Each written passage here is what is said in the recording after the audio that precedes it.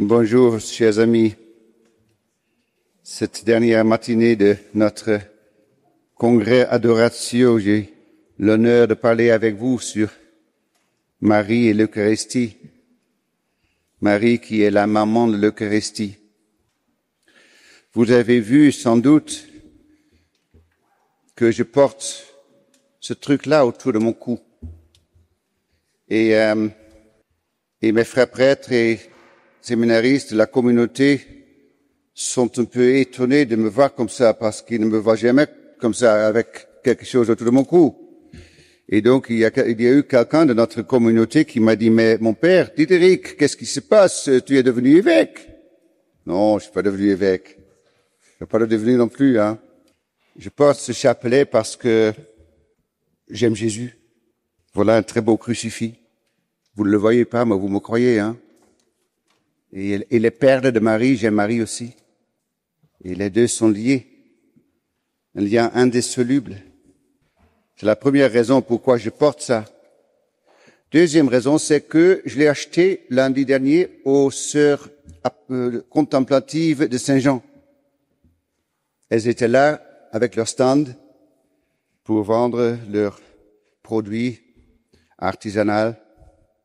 Et je les aime beaucoup, les sœurs de Saint-Jean, les frères de Saint-Jean. Je suis oblat de cette communauté depuis longtemps. Et donc, c'était avec joie que j'ai acheté ce chapelet. Mais j'avoue, chers amis, il y a une raison beaucoup plus importante pourquoi je porte quelques jours pendant cette semaine maintenant ce chapelet. Dans mon pays de provenance, c'est les Pays-Bas, je suis hollandais, hein. Il y a ces dernières semaines des rumeurs, des bruits, des nouvelles, des reportages, des actualités sur des dérives sectaires. Dérives sectaires. Je ne dis pas qu'il n'y a pas de matière dedans. Peut-être il y a de la matière dedans. Il ne s'agit pas nécessairement de sectes chrétiens ou sectes catholiques. Mais les médias, tous les médias, leurs reportages, leurs nouvelles, leur actualité, ont choisi une image, ont dû choisir une image parce qu'on est dans une culture visuelle. Donc il faut une image pour accompagner toutes les nouvelles. Et l'image qu'ils ont choisie, les médias, vraiment tous, aux Pays-Bas, pour discuter les dérives sectaires, c'est le chapelet. Chaque nouvelle, chaque discussion, dans ce matière-là, est accompagné d'une photo d'un chapelet. Et voilà, j'avoue que maintenant, en vous expliquant ça, ça me touche. Comment est-ce qu'on est arrivé jusqu'à là? Et donc, portons les signes. Quelle honte! Quelle honte pour Jésus! Quelle honte pour Marie! Quelle honte peut-être aussi pour nous, hein? Donc, chers amis, portons nos signes, les signes de notre foi, avec humilité, mais quand même, portons-les. Osons les montrer.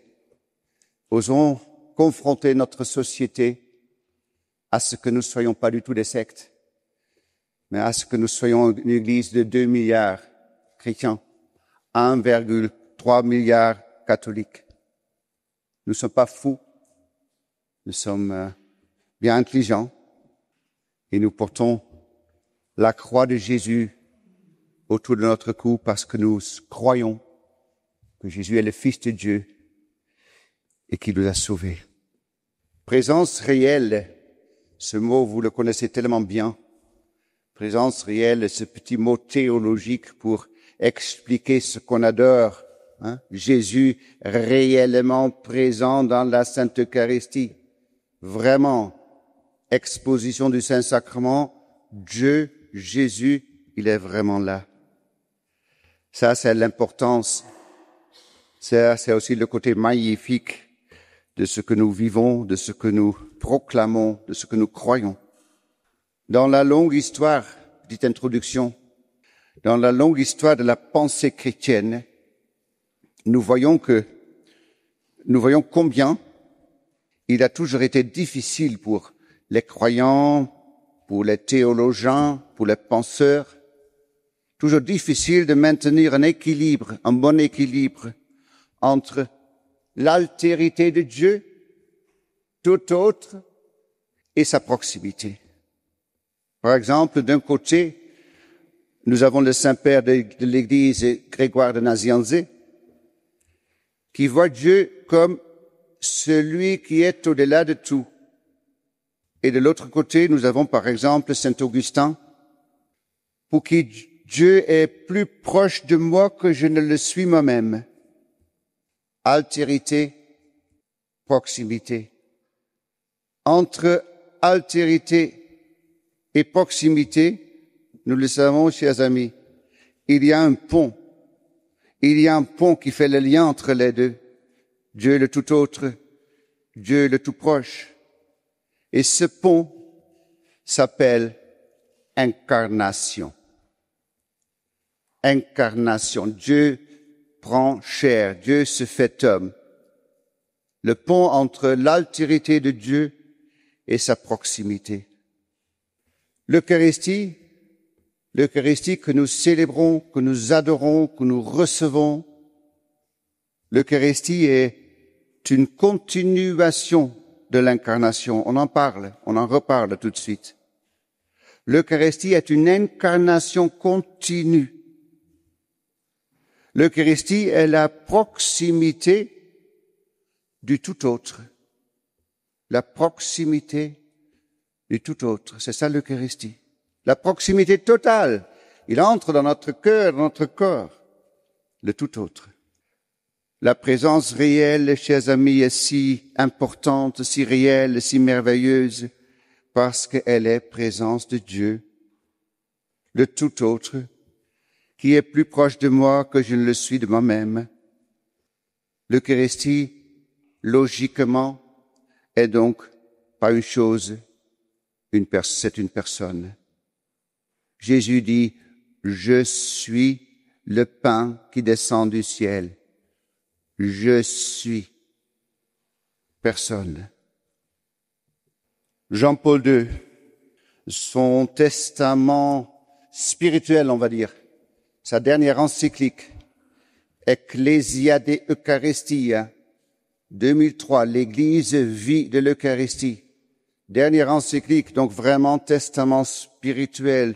Imaginons-nous ce grand pape, dernière encyclique, entièrement dédiée à l'Eucharistie. Voilà l'importance. Il écrit, chapitre 53 de cette encyclique, « Si nous voulons redécouvrir dans toute sa richesse le rapport intime qui unit l'Église et l'Eucharistie, nous ne pouvons pas oublier Marie, mère et modèle de l'Église. Marie peut en effet nous guider vers ce très saint sacrement, car il existe entre elle et lui une relation profonde, elle, Marie, et lui, le Saint-Sacrement. Jean-Paul II continue, on peut deviner le rapport entre Marie et l'Eucharistie à partir de son attitude intérieure. Par sa vie tout entière, Marie est une femme eucharistique. On reparle sur ça tout de suite.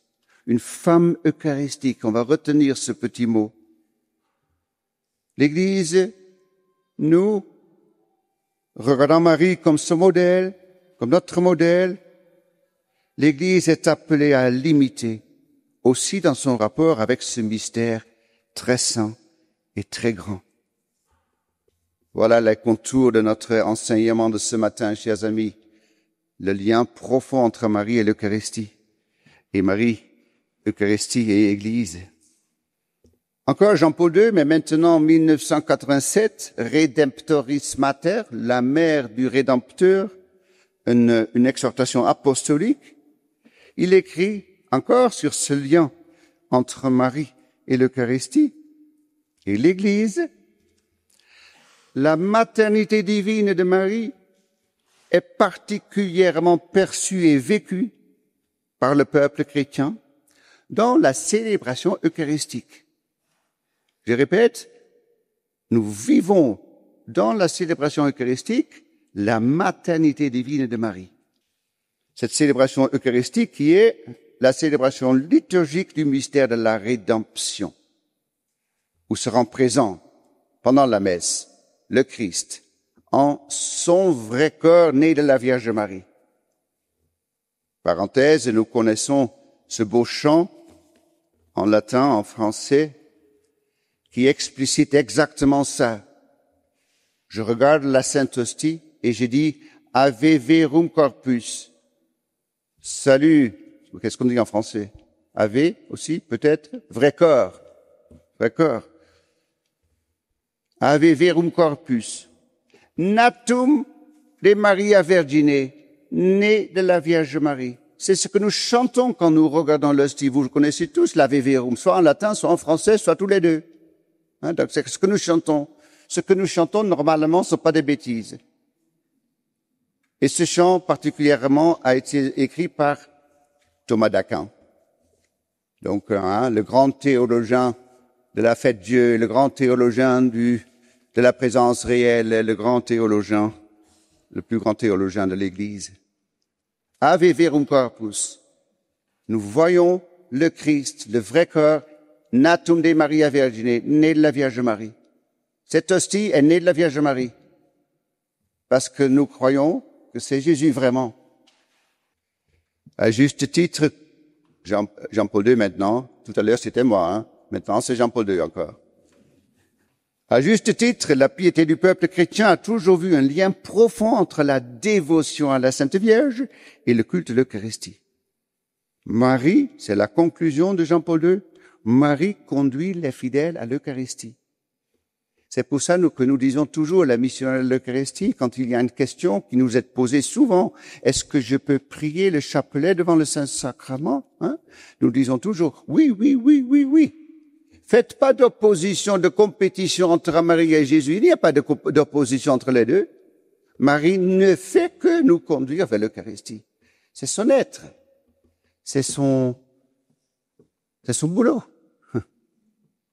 Encore toujours, petite introduction pour dessiner un peu le cadre de notre petite matinée de réflexion et de méditation.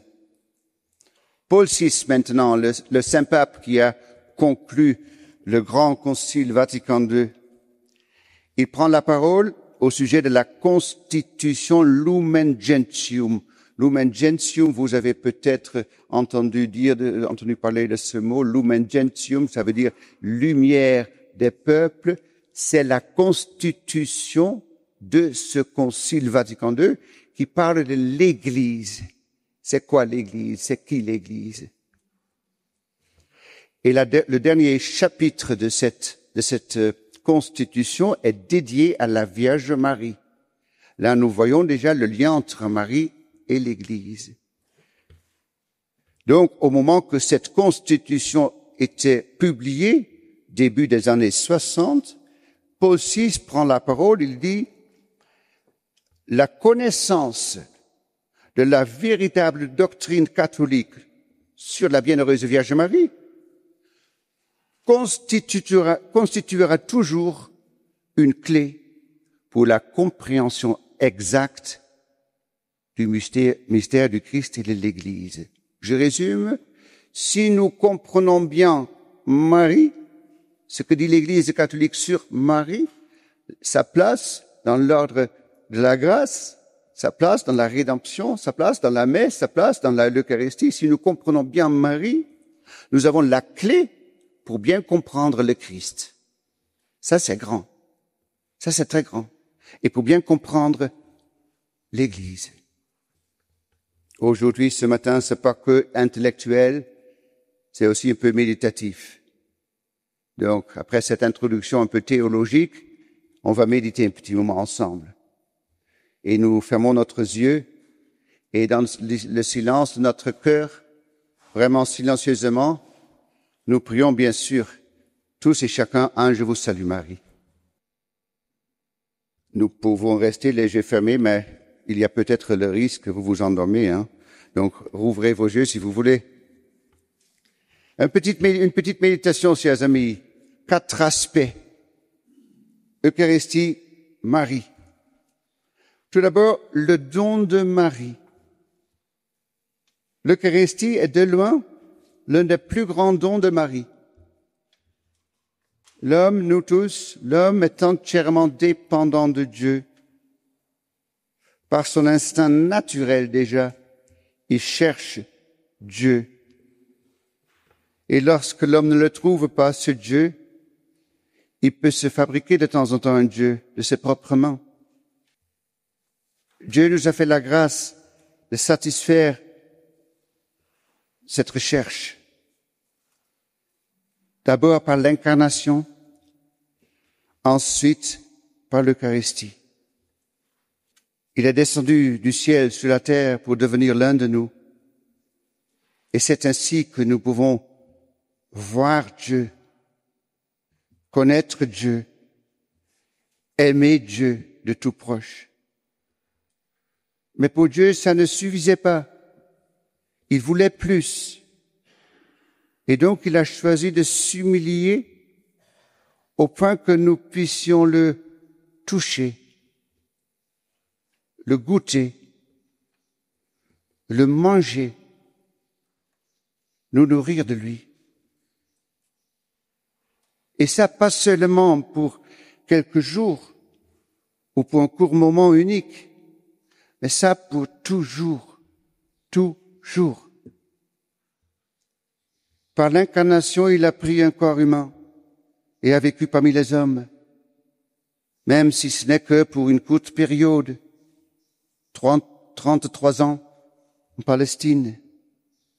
Mais qu'est-ce que c'est 33 ans? Qu'est-ce que cela représente pour toute l'humanité?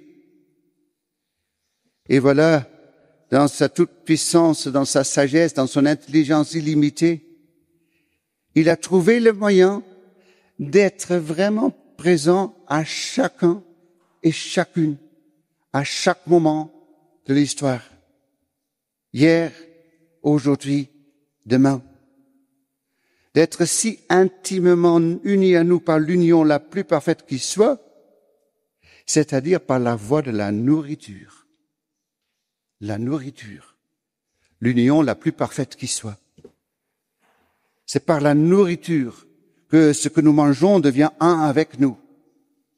Pour toujours. Jusqu'à la fin du temps. Chaque jour, si vous voulez. Ainsi, nous comprenons peu mieux, l'Eucharistie est une incarnation continue. Elle est l'application pratique de cette incarnation pour chaque personne, de chaque génération, à chaque moment de l'histoire humaine. Elle est la façon unique dont Dieu a choisi de satisfaire notre besoin de lui, ce besoin que nous avons tous. Et donc maintenant, chers amis, posons-nous la question, qui nous a donné l'incarnation? Qui nous a fait le don de l'incarnation? Bien sûr, c'est le Père éternel tout d'abord, mais tout cela par Marie. Par Marie. Jésus s'est incarné, était né par Marie, de Marie. C'est elle qui a donné Jésus concrètement au monde.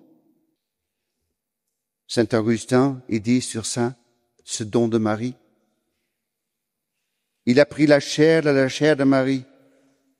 Il nous a donné la même chair à manger pour le salut de nos âmes. Nous péchons si nous n'adorons pas. Nous péchons si nous n'adorons pas. Dans l'Eucharistie, Marie étend et perpétue sa divine maternité. Ainsi encore, je répète pour la 3e fois, l'Eucharistie est clairement la continuation de l'incarnation. La continuation de l'incarnation. C'est ça l'Eucharistie. Pour chaque humain, à chaque moment du temps, pour chaque génération. Donc, si c'est ça la continuation de l'incarnation, c'est clair que l'Eucharistie est la continuation du don de Marie. Parce que l'Eucharistie, l'incarnation, c'est le don de Marie. Donc l'Eucharistie est la continuation de ce don de Marie. Elle continue à nous donner Jésus chaque jour, comme elle nous l'a donné à l'étable de Bethléem. Souvent à l'autel, nous les prêtres, et peut-être vous les fidèles aussi, mais nous nous préparons à la sacristie avant la messe en priant Marie, parce qu'elle est là, elle nous donne Jésus, et c'est le vrai Jésus, il n'y a qu'un seul Jésus. Donc ce Jésus que nous voyons dans la Sainte Hostie, c'est le même Jésus que Marie nous donne. Continuation du don de Marie. Elle est à côté de nous, à l'autel, pour nous donner Marie. Adam, notre premier parent, a tout perdu pour nous, en mangeant du fruit que la femme lui a donné. Il crie vers Dieu en insultant à la fois Dieu et sa femme. Il crie vers Dieu, la femme que tu m'as donnée. Voilà l'insulte, le double insulte d'Adam. Il insulte son épouse et il insulte Dieu. La femme que tu m'as donnée. Courage des hommes. Que tu m'as donné pour compagne, il m'a donné le fruit et j'en ai mangé. Adam, il a donc péché. De même, chers amis, nous, totalement à l'inverse, nous pouvons dire, Seigneur, maintenant pas en accusant Dieu, Seigneur, la femme que tu nous as donnée comme mère, nous a donné et nous donne le fruit béni de ses entrailles. Et ainsi nous vivons. Nous vivons par celui qui nous nourrit. Deuxième partie de cette méditation. Tout d'abord, c'était le don de Marie. Maintenant, c'est le sacrement de Marie. Le sacrement de Marie. C'est ainsi qu'on l'on pourrait appeler l'Eucharistie. Dans les autres sacrements, Marie n'a pas trop de rôle. Mais dans ce sacrement de l'Eucharistie, elle a une part, et ça, une part très importante. La chair du Christ, dit saint Thomas d'Aquin, celui qui a écrit ce beau chant Ave Verum Corpus. La chair du Christ, dit saint Thomas d'Aquin, n'est autre que la chair virginale de Marie. Il a pris la chair de Marie. Donc nécessairement, sa chair n'est autre que la chair virginale de Marie. C'est donc elle qui fournit et qui continue à fournir la matière de ce sacrement. Par son fiat, la Sainte Vierge a fait passer le Fils de Dieu du cœur de Dieu à son sein immaculé. Le prêtre, lors de la consécration, répète, on pourrait dire, un miracle similaire. Et le Fils de Dieu descend dans la main du prêtre à la consécration, étant déjà le Fils de Marie. Les paroles du prêtre, les paroles consécratoires du prêtre, qui sont celles de Jésus. Ceci est mon corps. Quand je dis ça en tant que prêtre, c'est pas mon corps. Vous le comprenez bien. Le corps du Christ. Ceci est mon corps. Ces paroles sont alors comme une répétition de celles de Marie. Fiat. Ceci est mon corps. Le miracle eucharistique qu'est la messe. On parle beaucoup de miracles eucharistiques. On aime particulièrement le miracle de l'Anciano en Italie. Ce cœur battant. Mais il y a un miracle eucharistique quotidien, chers amis. C'est la messe. C'est la messe. Et la vraie preuve de ce miracle, c'est la parole de Dieu. Les miracles eucharistiques nous donnent énormément de nourriture pour notre esprit, notre intelligence qui veut voir, qui veut comprendre, etc., etc. Nous sommes des cartésiens. Donc nous voulons déterminer ça scientifiquement. Et heureusement, Jésus, en nous respectant, il nous donne ce miracle. Mais n'oublions jamais que la seule preuve de l'Eucharistie, la seule preuve, c'est la parole de Dieu. Ceci est mon corps. Notre cher confrère Louis, il a été ordonné prêtre 2 semaines en arrière avec 9 autres candidats. Et un de ces candidats était aussi à Saint-Maximin chez nous. C'est Guillan. Et Guillan, il a une façon de prêcher. Il n'est pas membre de notre communauté, malheureusement. Il a une façon de prédication qui est très profonde et très touchante, très douce, très humble. Et souvent, pendant son homélie, quelque part, il met une phrase de théologie fondamentale. Dieu ne peut pas mentir et Dieu ne peut pas nous tromper. Dieu ne peut pas mentir, Dieu ne peut pas nous tromper. Ceci est mon corps. Dieu ne peut pas mentir. Dieu ne peut pas nous tromper. Donc c'est vrai. C'est ça la preuve. La seule preuve. Le miracle eucharistique et la messe est comme le miracle de Nazareth. Et il en est une continuation. C'est ainsi qu'on dit que l'Eucharistie est la continuation de l'œuvre de Marie, la continuation de son fiat. Et c'est quoi l'œuvre de Marie? À part de donner naissance au Fils de Dieu, l'œuvre de Marie consiste à aimer et adorer Jésus comme son Fils et comme son Dieu. Nous adorons le Christ comme notre frère et comme notre Dieu. Nous avons tous le même Père, notre Père. Jésus l'a dit lui-même en nous donnant le Notre Père. Donc c'est pour ça que nous sommes frères et sœurs. En Jésus, avec Marie, nous adorons notre Dieu. Jésus s'est fait enfant pour nous inviter, par son amour et son charme, à l'amour de Dieu. Sa mission était et est toujours une mission d'amour.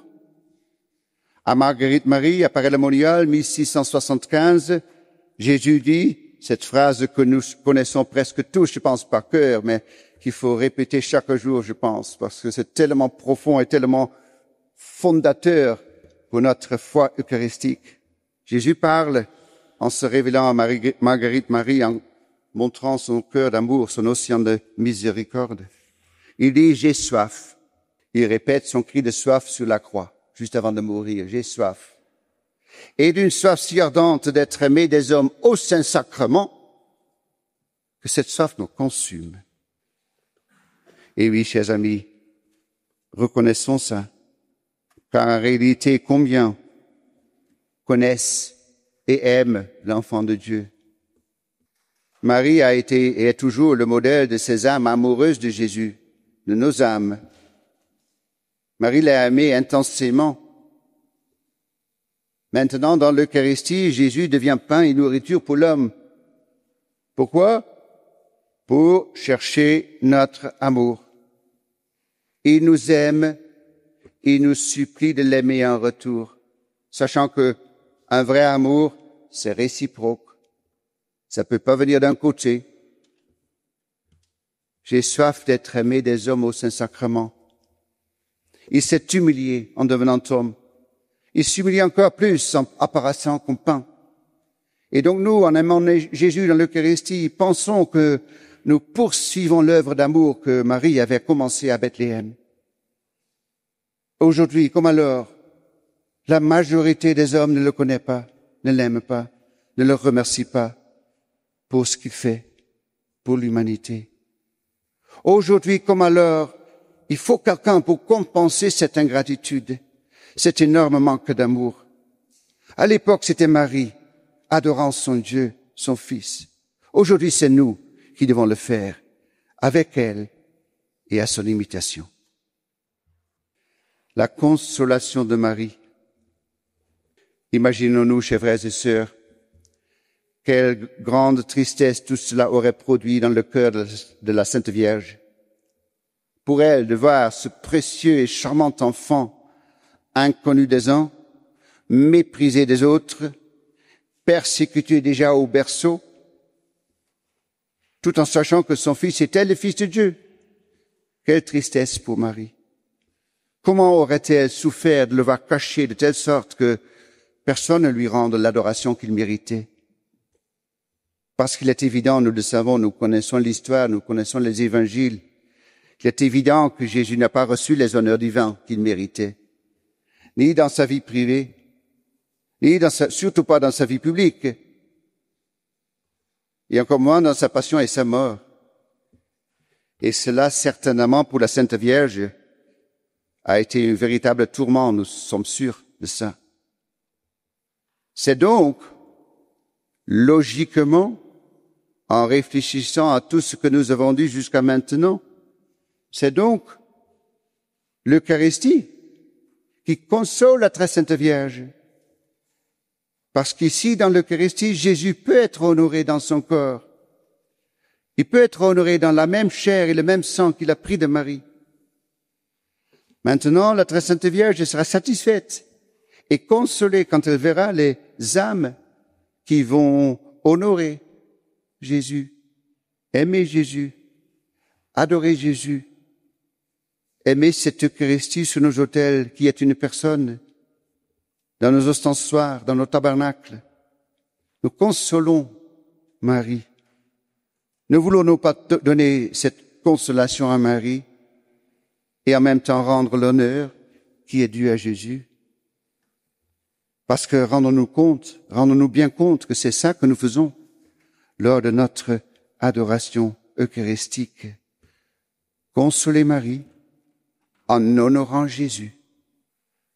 Et quand nous savons ça, notre âme n'en est-elle pas super heureuse? Quatrième partie de cette méditation. Toujours les yeux ouverts, j'espère. Même s'il n'est pas certain que Marie ait la communion de Marie, cette quatrième partie de la méditation. Même s'il n'est pas certain que Marie ait reçu l'Eucharistie lors de la dernière scène, il ne fait aucun doute qu'on peut supposer qu'elle l'aurait ensuite reçu à plusieurs reprises. De même, par exemple, de Saint Jean. Imaginons-nous cette scène. Imaginons-nous l'apôtre Vierge donnant la communion à la Sainte Vierge et la Vierge des Vierges. Quelle scène! Avec quelle joie Jésus aurait-il pénétré dans l'âme de Marie? Comme il aurait été heureux d'y entrer.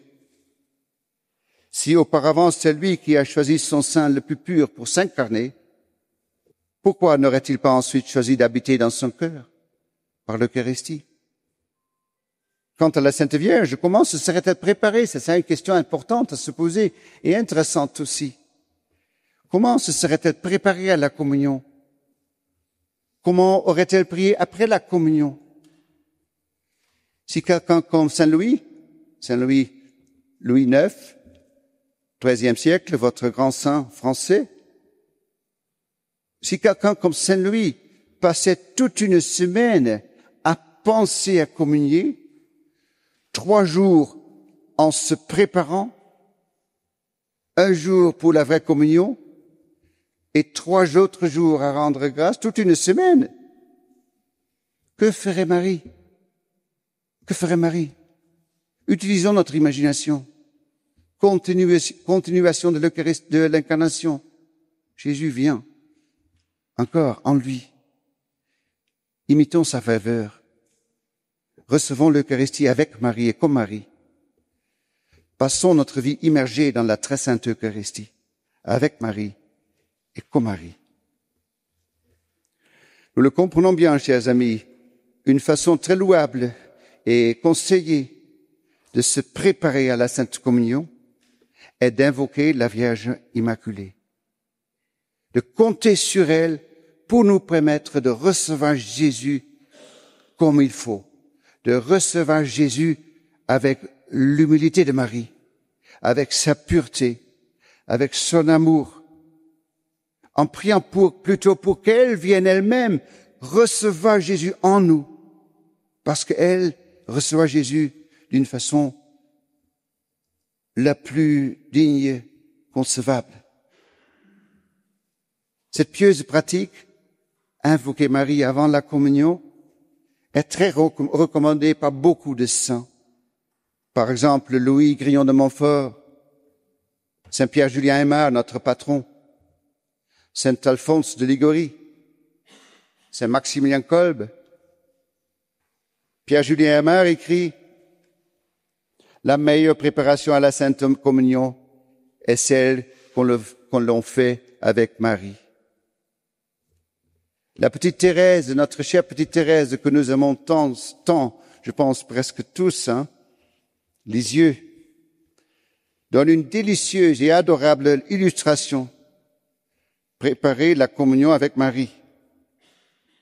Elle représente dans cette petite, c'est pas une anecdote, c'est une imagination.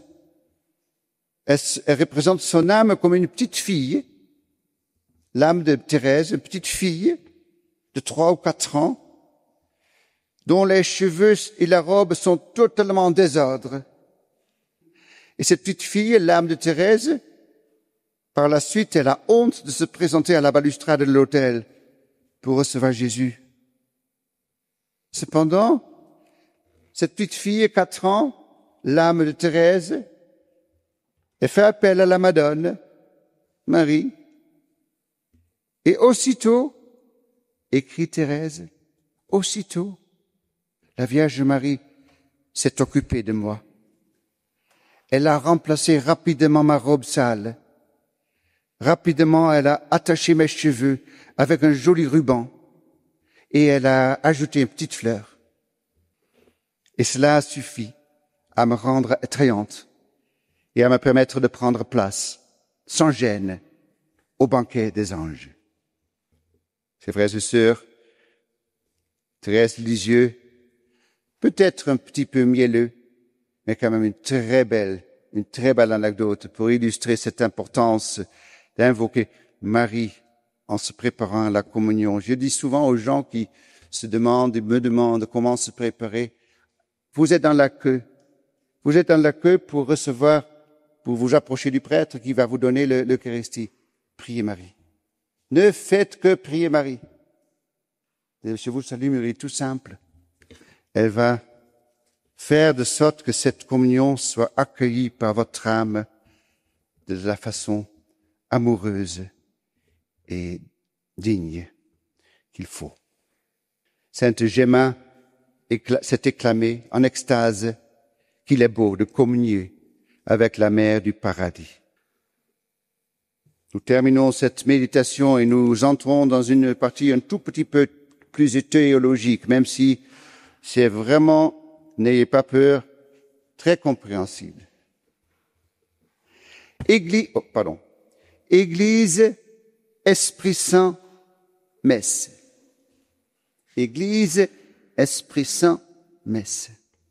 Les Actes des Apôtres racontent que Marie s'est jointe aux apôtres alors qu'ils attendaient et priaient pour la venue de l'Esprit Saint à la Pentecôte.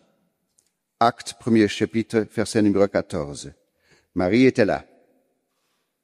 Un peu plus loin, ces mêmes actes décrivent la vie de l'Église naissante à Jérusalem.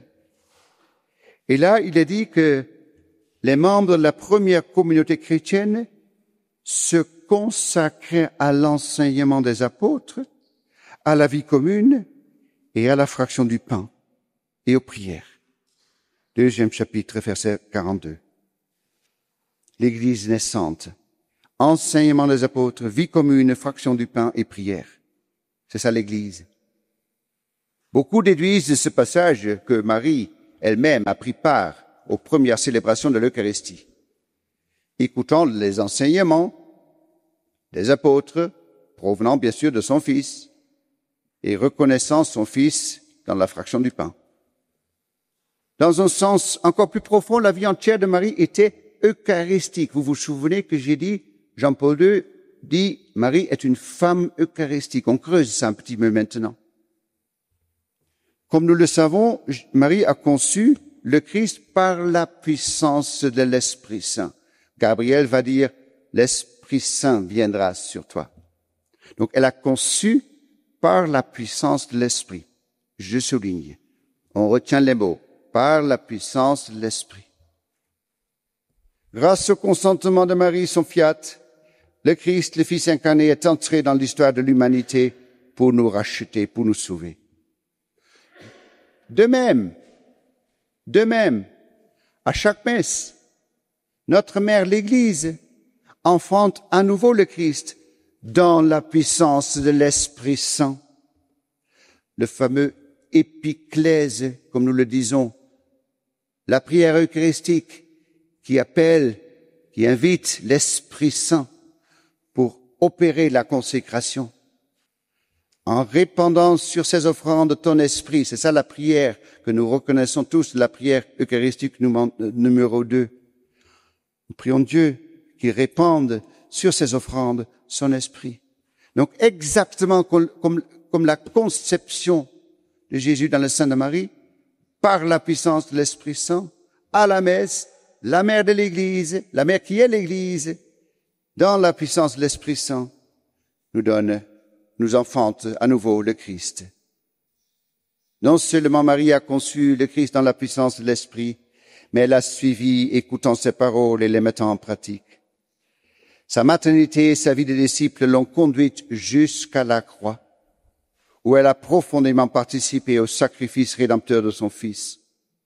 Plus profondément que n'importe qui d'autre. Vous, beaucoup d'entre vous qui êtes maman, imaginez-vous, c'est inimaginable. Cette souffrance au pied de la croix de la mère, c'est inimaginable. Marie a vécu le mystère pascal que nous rencontrons et que nous célébrons dans l'Eucharistie. Petite parenthèse, mystère pascal, je dis, nous rencontrons le mystère pascal dans l'Eucharistie. C'est quoi le mystère pascal? C'est mort et résurrection. Toujours les deux. Il n'y a pas de résurrection sans mort, il n'y a pas de mort sans résurrection. C'est ce que nous disons après la consécration. Il y a cette acclamation que nous faisons tous ensemble, après la consécration. Et ce texte, c'est pas nécessairement un texte stupide. C'est un texte qui exprime la vérité que nous vivons à la consécration. Nous disons, nous annonçons ta mort. Donc, je regarde l'hostie qui est devenue le corps du Christ et je dis, j'annonce ta mort et je proclame ta résurrection. En regardant la Sainte Hostie, nous voyons la Pâque entière du Christ, sa mort et sa résurrection. C'est pour ça que nous disons ça. Nous annonçons ta mort, nous proclamons ta résurrection. C'est ça le mystère de l'Eucharistie. C'est ça la présence réelle. Le vivant qui nous montre sa mort. Et après, la prière la prière eucharistique, toutes les prières eucharistiques continuent en disant quelque chose comme « faisant ainsi mémoire de la mort et de la résurrection de ton Fils ». Ainsi, ça veut dire en célébrant la consécration, on fait mémoire, par définition, au mystère pascal du Christ, la Pâque entière. Marie nous enseignait comment répondre au mystère eucharistique par la charité, la foi et par l'action de grâce. Charité, foi, action de grâce. C'est ça notre réponse à ce don inimaginable de Dieu lui-même. Marie, apprenant que sa cousine Élisabeth avait conçu un enfant, se précipite à ses côtés. Elle vient dans un esprit de charité. Elle vient dans un esprit de service aimant. Déjà, les premiers fruits de la présence du Seigneur en elle. Donc, si la charité et le service aimant, c'est le fruit que montre Marie dans son comportement, il faut que nous montrions aussi la charité et le service aimant après avoir reçu le Seigneur. C'est le fruit de notre participation à la Sainte Messe. Marie a reçu Jésus dans son sang. Nous recevons Jésus dans notre corps.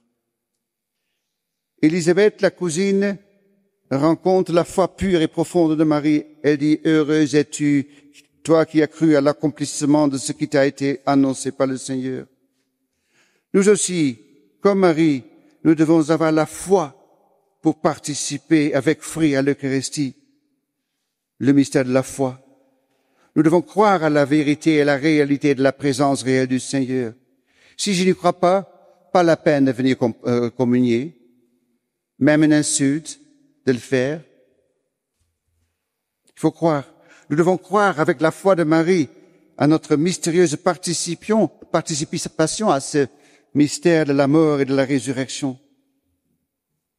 Tout comme Marie a dit oui à sa vocation de mère du Sauveur, nous devons nous aussi dire notre oui, notre Amen. lorsque nous recevons notre Seigneur dans la Sainte Communion.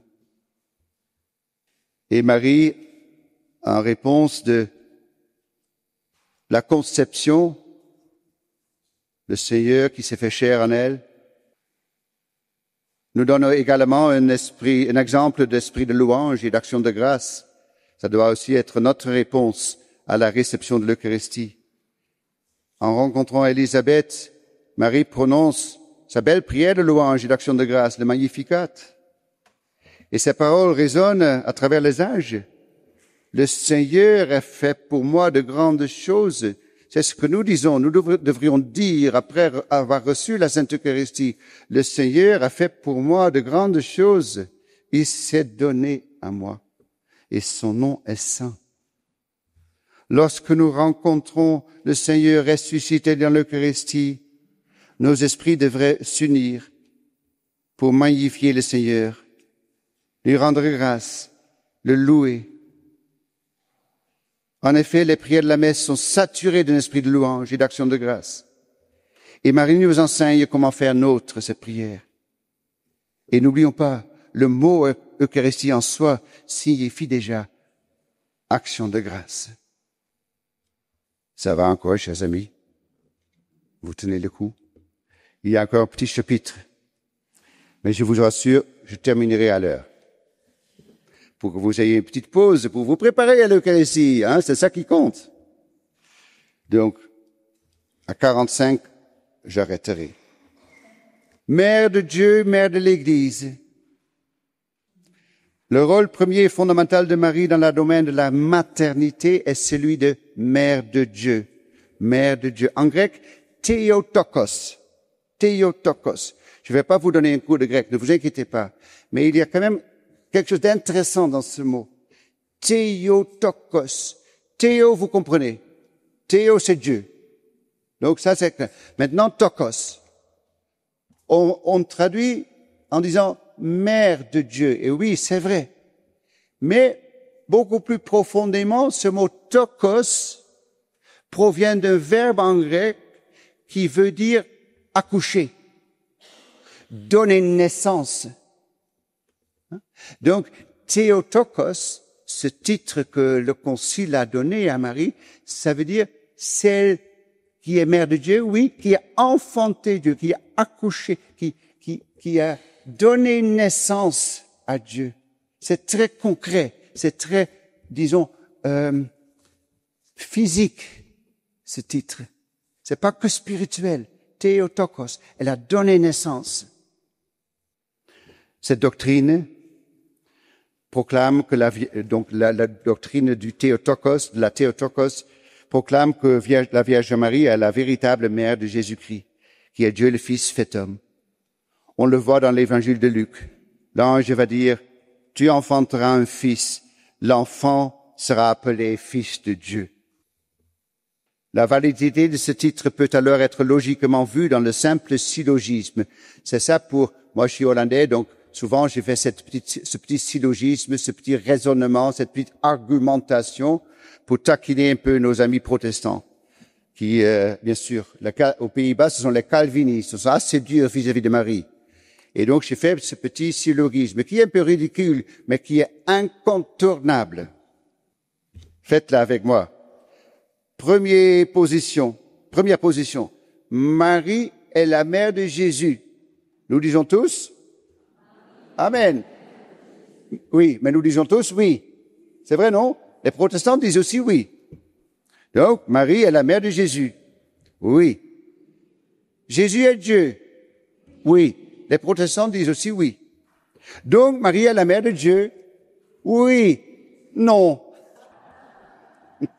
Incompréhensible. La logique des protestants. On les aime, hein? On se taquine mutuellement. Ils me citent souvent un verset de la Bible que je connais peut-être, mais ça vient d'où déjà? Oh, ils savent toujours. Moi, pas toujours. Marie est la mère de Dieu, Jésus est Dieu, donc Marie est la mère de Dieu. Cette doctrine est encore élucidée dans le credo que nous proclamons tous ensemble. Et en Jésus-Christ, le Fils de Dieu, notre Seigneur, qui a été conçu du Saint-Esprit, est né de la Vierge Marie. Fils de Dieu, né de la Vierge Marie. Ce titre de Mère de Dieu, Théotokos, a été canonisé par le Concile d'Éphèse, 5e siècle, entre autres pour défendre la maternité divine. Elle met au monde Dieu, la maternité divine de Marie, contre un certain Nestorius, qui prétendait qu'elle n'était que la mère de l'homme, Jésus. En plus d'être la mère de Dieu, Marie est également appelée à juste titre la mère de l'Église.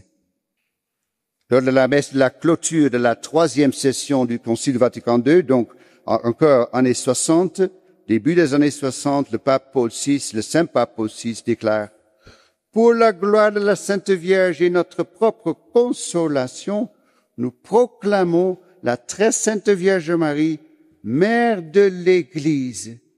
À ce moment-là, mère de l'Église. C'est pourquoi que le discours sur Marie se trouve dans la Constitution qui parle de l'Église. C'était un geste très important d'inclure la théologie sur Marie dans la théologie sur l'Église, et la conclusion est la suivante: nous proclamons la très sainte Vierge Marie, mère de l'Église. Dès les premiers siècles de l'Église, la piété chrétienne a connu en Marie non seulement la mère de Jésus, mère de Dieu, mais aussi la mère des hommes, rachetée par le Christ. Cette croyance s'est exprimée de bien des manières dans les formulaires liturgiques, les écrits théologiques et la littérature spirituelle. On la retrouve un peu partout à toutes les époques. Saint Ambroise, IVe siècle, parle de Marie en tant que mater ecclésiae. Ça, c'est simplement du latin pour mère de l'Église. La substance de cette doctrine traditionnelle a été excellemment résumée dans ce fameux dernier chapitre de la Constitution sur l'Église, Lumen Gentium. J'ai encore beaucoup de citations à vous donner, mais je vais terminer maintenant pour vous donner le temps. On peut continuer des siècles et des siècles, 20 siècles, à méditer sur le lien entre Marie et l'Église, Marie et l'Eucharistie. Pour aujourd'hui, je vous conseille bien sûr de retenir cette préparation avec Marie, par Marie, à la réception de l'Eucharistie. Tout de suite, le prêtre, c'est le Père Louis qui va célébrer la messe. À ses côtés, il y aura Marie qui va donner la matière, la chair de Jésus, réellement présent. Et nous allons nous préparer à l'Eucharistie, à la réception de la communion avec Marie. Marie, aide-moi pour que cette communion au corps de ton Fils, pour que je la reçoive d'une manière digne, d'une manière féconde et d'une manière divine.